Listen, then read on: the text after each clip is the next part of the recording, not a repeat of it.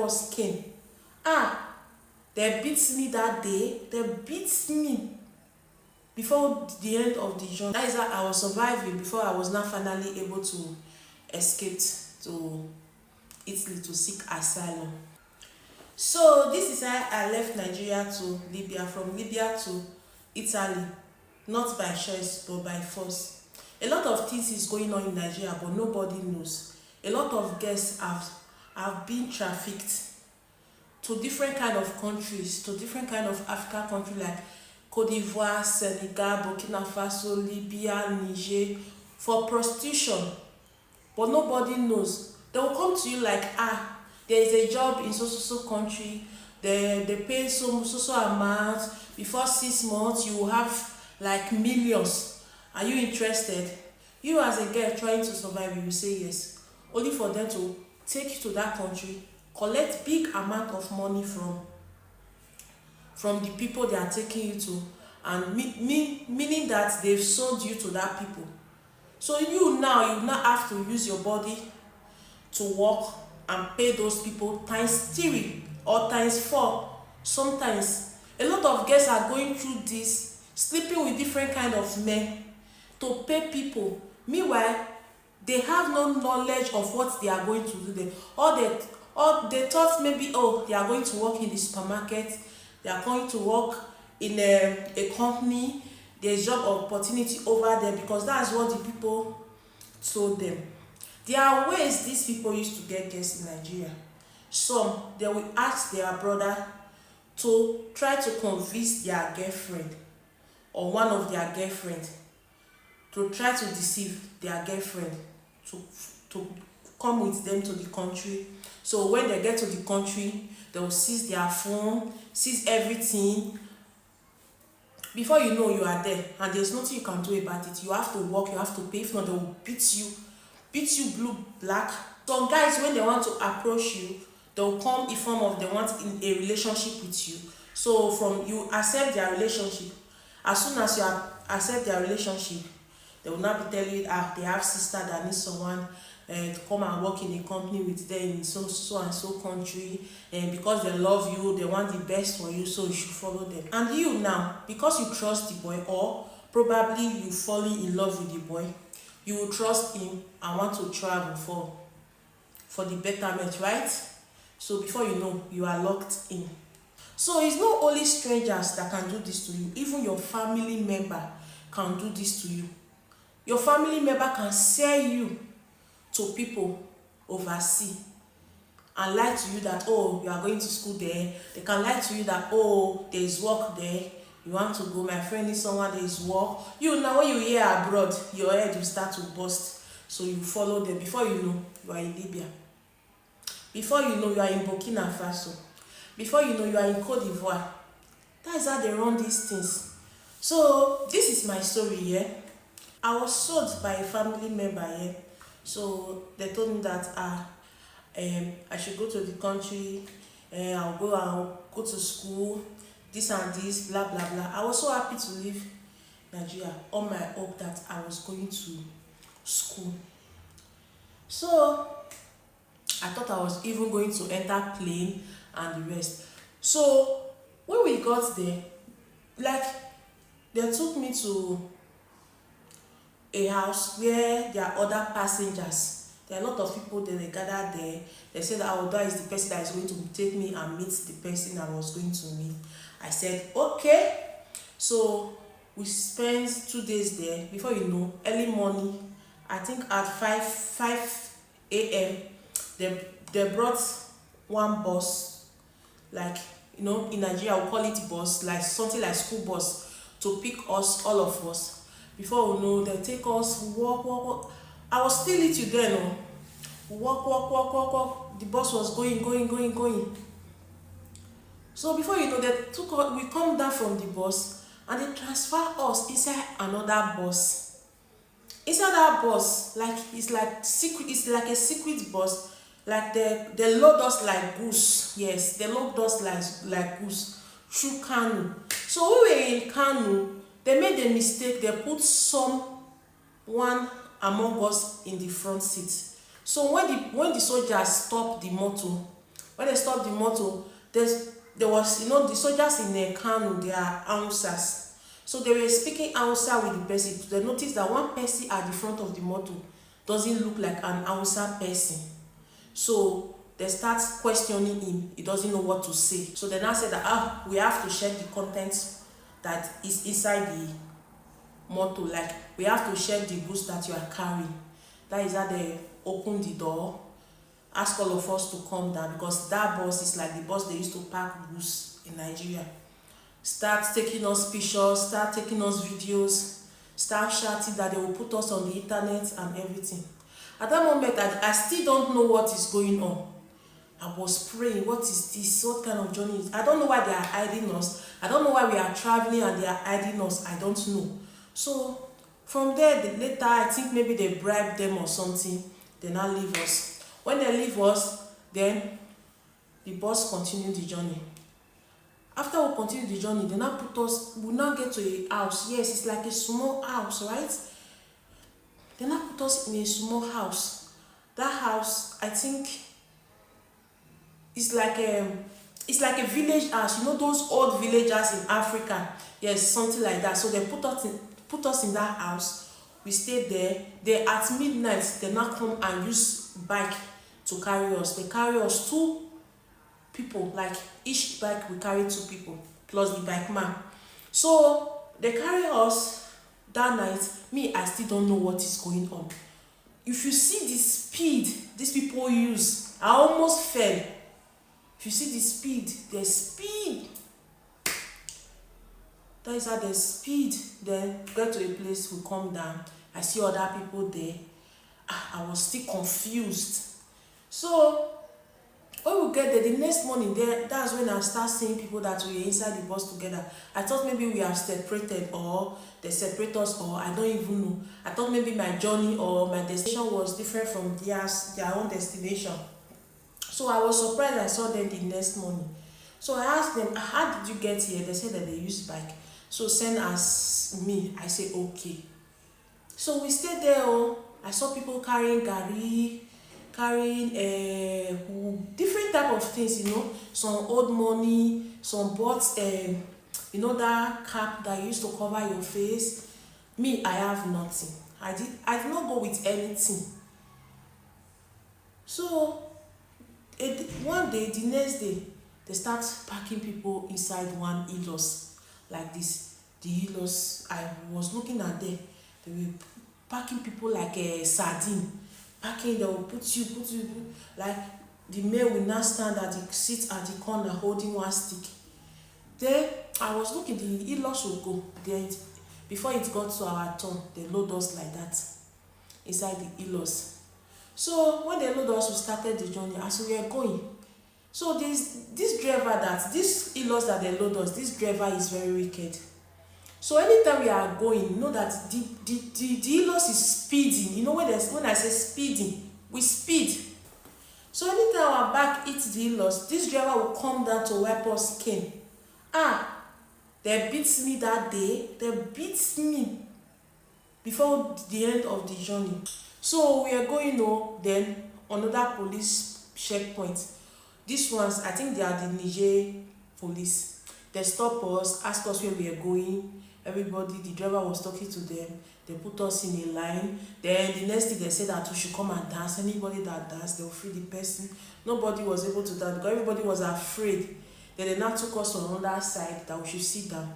Then later they start calling us one after the other to check if you have money inside your body. Maybe you have money and the rest. So when these people want to check you, they will press your breast, they will press your nyash, they will even shook hand inside your vagina to check if you have money there. Then these people, they say they want to check if you have money there, but they are not checking if you have money there. They are just harassing you, like romancing you, pressing your breast. If you are a woman, pressing your breast, touching your bonbon, and shooking hand inside your vagina, like, trying, like, they will start penetrating you.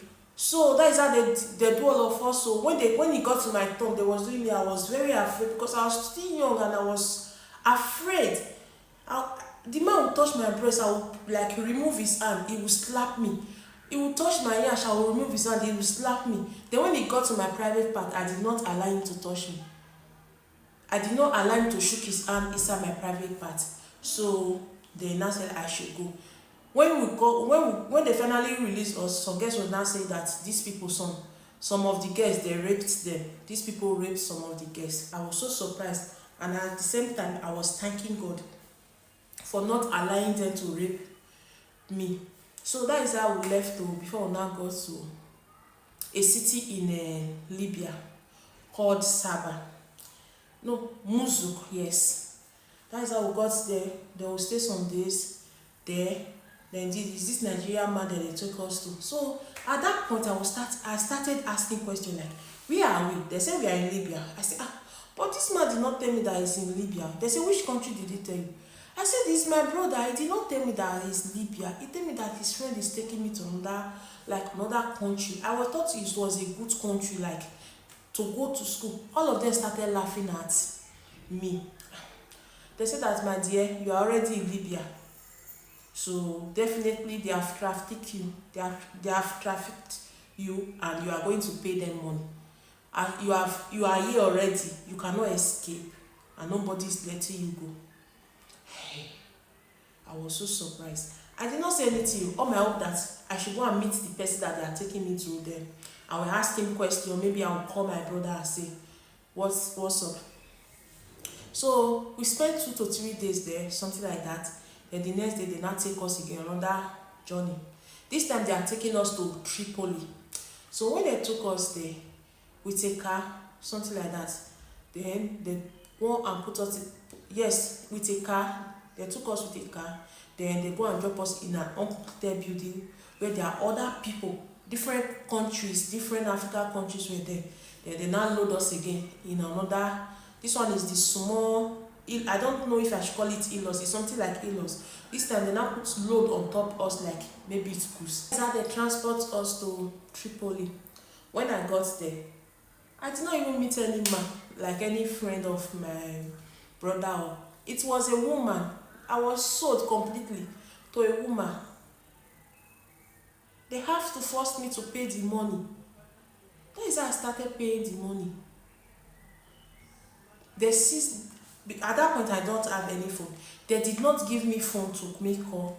The place they took me to go and work, they did not give me phone to make any call there. Like I was kidnapped. They kidnapped me there. You cannot go outside. You cannot speak loud. You cannot see the sun. You will be inside 247 working and paying their money. When I say working, you know what I'm trying to. It's sex trafficking, so you know the kind of work I'm talking about. So that was how we were there doing for many years. There was a time that police noticed that something like that is happening. So they came to burst the house. When they came to burst the house, we tried to escape. While I was trying to escape, I jumped down from the building. I didn't know that there is an underground building inside, because when you are coming from the outside to our building, the day they was taking us inside, it was like first floor. When I jumped, I was looking, I did not reach ground. Like I thought, oh my God, why is it so far? I was on the hair. I hung on the hair for some seconds. I did not reach down. When I finally reached down, I ran. I went right behind the motor inside the compound that I jumped into. Only for me to look back, there's blood everywhere. Blood has spilled on the ground. I said, what kind of blood is this? I look at my leg. Blood was rushing, coming out from my leg. I said, how? How? I was confused. At this point, I was not feeling any pain. I did not feel any pain. Only for the people, the owner of the compound, to see me, and they came out. They are Arabs, the Libyans. They came out to look at me, blood everywhere. So they went to the place I shake, only for me to discover that when I jumped, I used my leg to hit the pumping machine.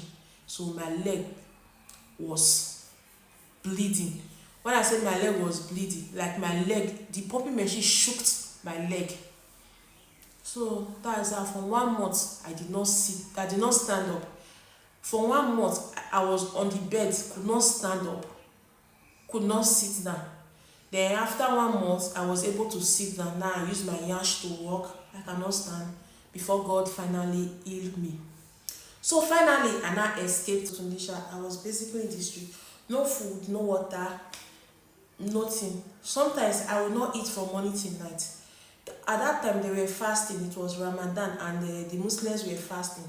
So the place I was squatting, the boy, when he finished eating, when he finished breaking his fasting, after they are finished eating, they go out to drink cafe, to drink coffee and the rest. The remaining food that they left, that is the food I will not eat.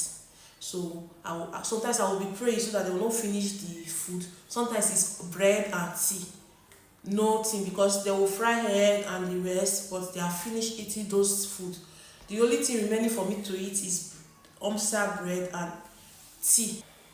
So that is how I was surviving before I was now finally able to escape to Italy to seek asylum. Sometimes when they trafficked you, especially if you have been trafficked by a very close person, like someone very close to you, it was that person that sold you out, you cannot go back. If not, they can kill you, or they may kill you. You have to remember you are. Sometimes because of the things you have been through, you will not be able to go back. So if you are in Nigeria or in any other African country, and someone come to meet you that I want to take you to another country, I want to help you get a job in another country, I want to take you to school, to go to school in another country, please decline. Ask questions, verify before you follow that person. Learn from my story.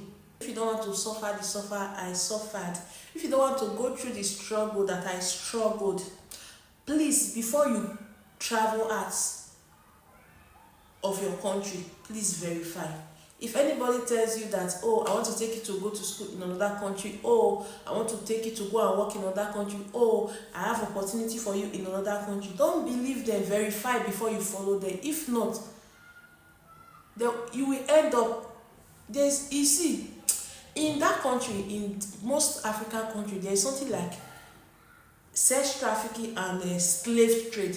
Slave trade is the one that they will go and they will sell you to an Arab woman or Arab man. You will start working in their house permanently. They will sell you to them, and you start working.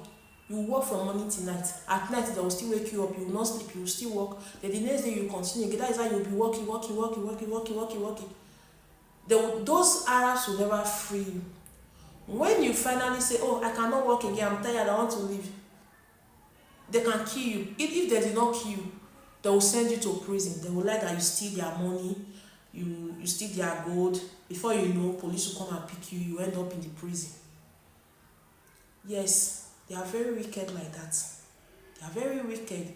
So please, I beg you, don't just go to any country. If you don't have your money to travel out to seek asylum in any country, or go and study in any country with your money, please don't follow anybody that say, I want to help you. They are not helping you. They want to do business with you. I don't know how you can sell human being like beans. You sell human being like sweets. You sell human being like biscuits to another person. This is very wicked. Please, if you are new to this page, if you are new to this channel, please kindly subscribe and follow my journey. I love you all. Please subscribe, comment, and like. Thank you.